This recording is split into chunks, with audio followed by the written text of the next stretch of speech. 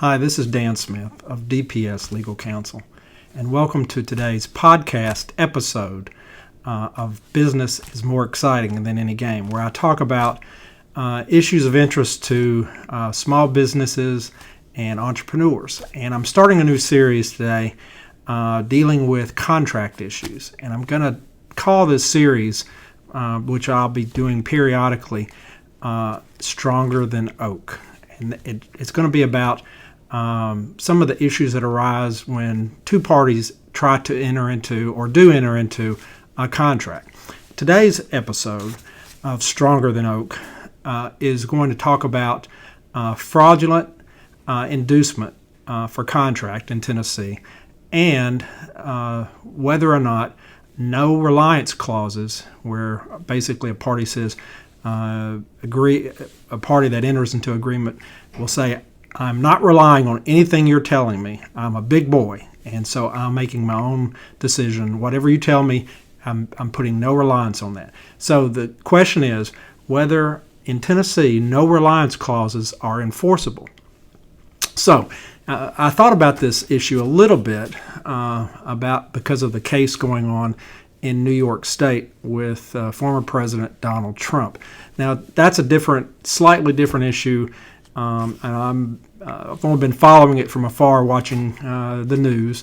But apparently, at least one argument that's been made is that the banks that made loans to the Trump organizations were big boys and were not relying on anything that might have been said by anyone.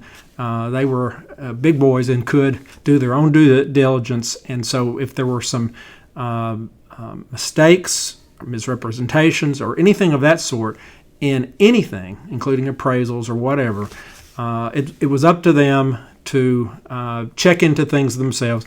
You shouldn't rely on anything except your own due diligence. And so thinking about that particular issue got me thinking a little bit about what is the state of the law in Tennessee with respect to no-reliance clauses in contracts. And so I started looking into it a little bit, and what I want to do is talk about that today, because this is a clause that you may, if you're entering into a contract in Tennessee, you may want to consider including this in your agreement. So first of all, what is fraudulent inducement or inducement, fraud in the inducement of a contract in Tennessee? Whether it's a tort as opposed to a contract claim. It's not for breach of contract. It's actually a tort action for wrongdoing, and it has 5 elements. And so I've written them down. I may have to look at this, refer to this a bit while I'm talking. But the first is that there has to be a false statement concerning a fact that is material to the transaction. So number one, the first element is there has to be a false statement that's material to the transaction. Number two, the party making that false statement has to know that it is false, or either, if not knowing that it's false, operates with utter disregard for the falsity of that statement. So first, there has to be a false statement. Second, the party making the statement really has to know that it's false. The third is there has to be an intent to induce the other party to rely on that false statement. And then fourth, and this is kind of where we get into the no-reliance clauses and how they work. The fourth element is that there has to be reliance by the party receiving that representation, that false representation, under circumstances manifesting, making it giving them a reasonable right or a justifiable right to rely on that statement. So did the party that receives the false statement, did they reasonably rely on it? Did they justifiably rely on that false statement? And then fifth, there has to be an injury resulting from that reliance on the false statement. So that fourth element is where the kind of rubber meets the road with a no-reliance clause, because one of the elements of fraudulent inducement or fraud in the inducement of a contract, the tort, is that the reliance by the party receiving the false statement has to be made under circumstances that manifest a or show that it was reasonable and justifiable for that party to rely on the false statement. So if you have a clause in your agreement that says, I agree that I'm not relying on anything. I can't rely on it. I don't reasonably rely on it. I'm just not relying on anything that's in this contract that you've said, or any representation you've said. If that statement is made in a no reliance clause, can that party that then is injured come back and say, wait a minute, there was fraud in the inducement. I was induced to enter into this contract by fraud, when that party has already said, I'm not relying on anything you've said. So can they then show that they've justifiably relied? Well, you can see it doesn't exactly mesh, because if one party that is injured is saying, agreeing in the contract, I am not relying on anything you're telling me. I do not rely on it. But can they then come in later and say, wait a minute, I justifiably relied on that statement, and it was false, and I've been injured? Well, the courts have looked at this in a number of cases and a number of circumstances.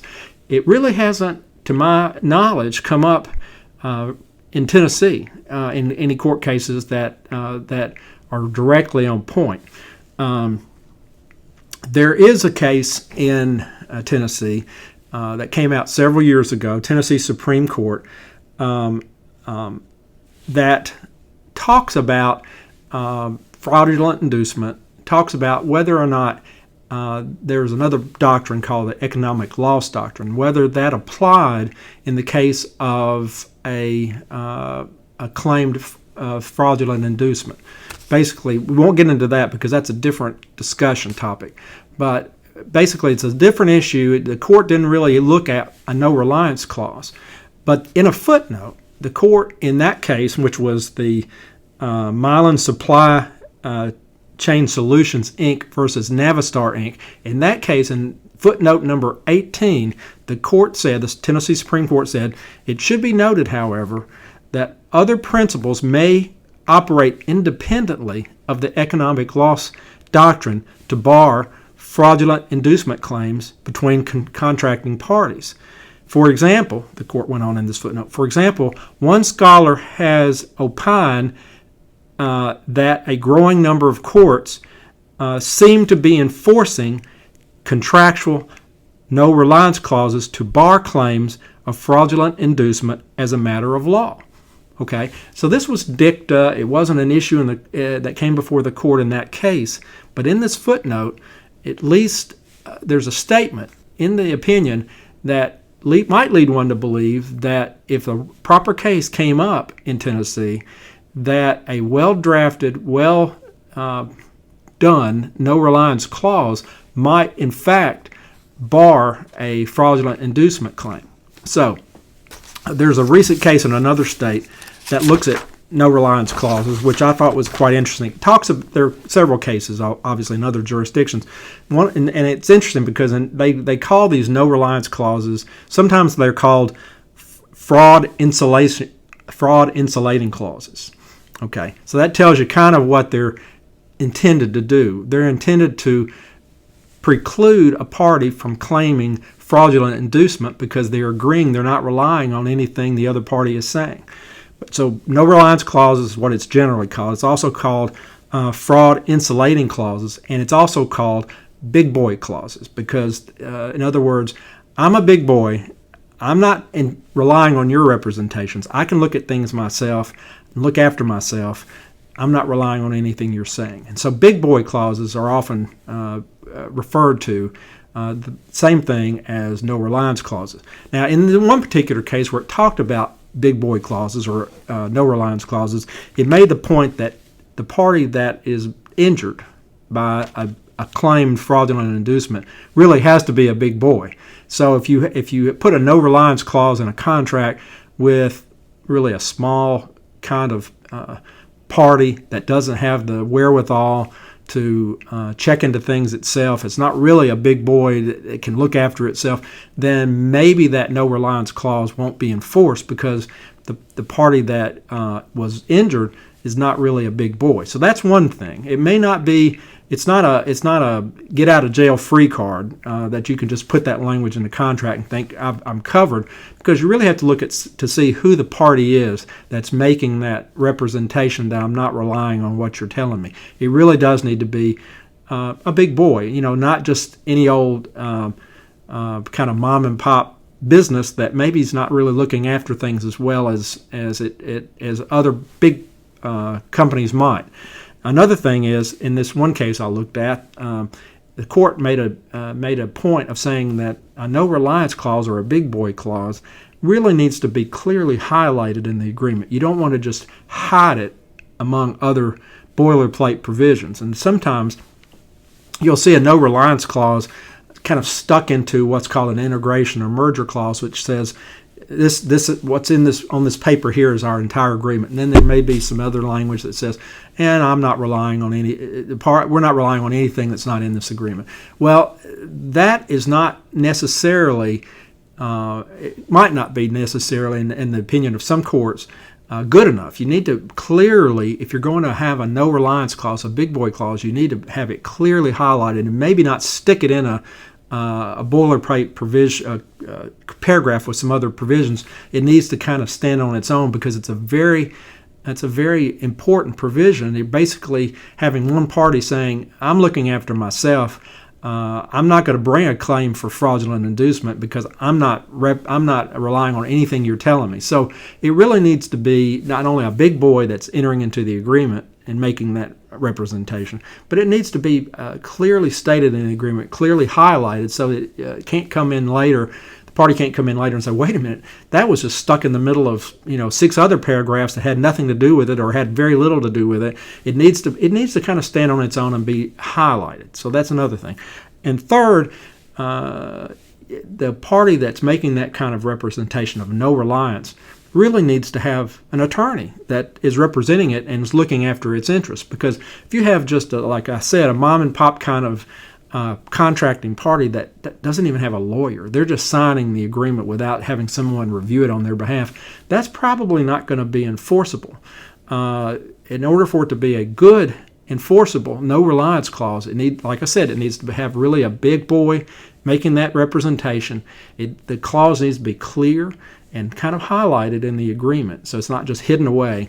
And third, that party that's making that representation needs to have counsel, needs to have legal counsel that is looking after its interests, and it's not just some party signing anything that's put in front of them on their own.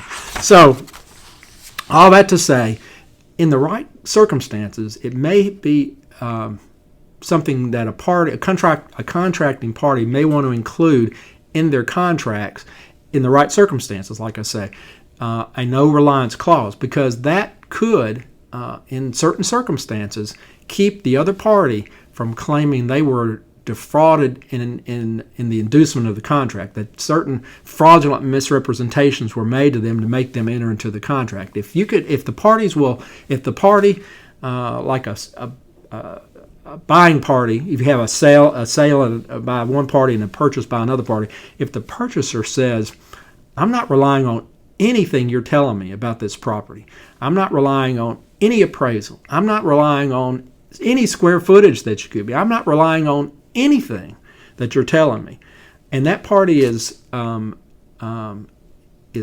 big boy, can look after itself, and that party and that clause is very clear and clearly highlighted in the agreement, and that party that's entering into that representation is represented by counsel, there's some good chance in Tennessee, based on the fact, sort of the trend in the law about enforceability of no reliance clauses, but also this footnote 18 in this Tennessee Supreme Court case from several years ago, might lead one to think that really, in the right circumstances, a no reliance clause could work and be enforceable for the benefit of the party that includes that in their contract. So, all that being said, it's a clause that you need to be aware of if you're making and entering into contracts. Either if you're including it, you need to make sure that it's going to work to your benefit by entering into a contract with a big boy making sure that it's clearly stated in the contract, and having the other party have a lawyer. If you're the one that's sort of making that representation of no reliance, you need to be careful, because that provision could be enforced against you, and you could have been defrauded. But a court might say you've essentially agreed that you didn't have any reliance on anything that was said. So be careful. That's a provision that needs to be either considered if you're entering into a contract, or looked out for if you're entering into a contract. No reliance clauses. Look for them in any contract that you're doing, and I hope that helps. It's an interesting topic. It's an interesting area of the law. Like I said, the whole case in New York with Donald Trump is not exactly on point, but it's in the same ballpark, because at least one claim that I've heard on the news is a statement that there were disclaimers in these appraisals that the banks were not relying on the appraisals, and they were big boys. So there's a little bit of that going on. Obviously, the law of every state's a little different, and that's New York. But in Tennessee, because of some movement in the case law nationwide, and this footnote 18 in this fairly recent case, might lead one to believe that in the right cases, a no reliance clause might be enforced. So think about it if you're entering into a contract, whether it makes sense to include, or maybe if you're on the other side, exclude a no reliance clause in your contract. All right, that's it for Stronger Than Oak, the new series on my podcast, Business is More Exciting Than Any Game. If you have any questions, please feel free to reach out, and we'll see you next time. Thanks.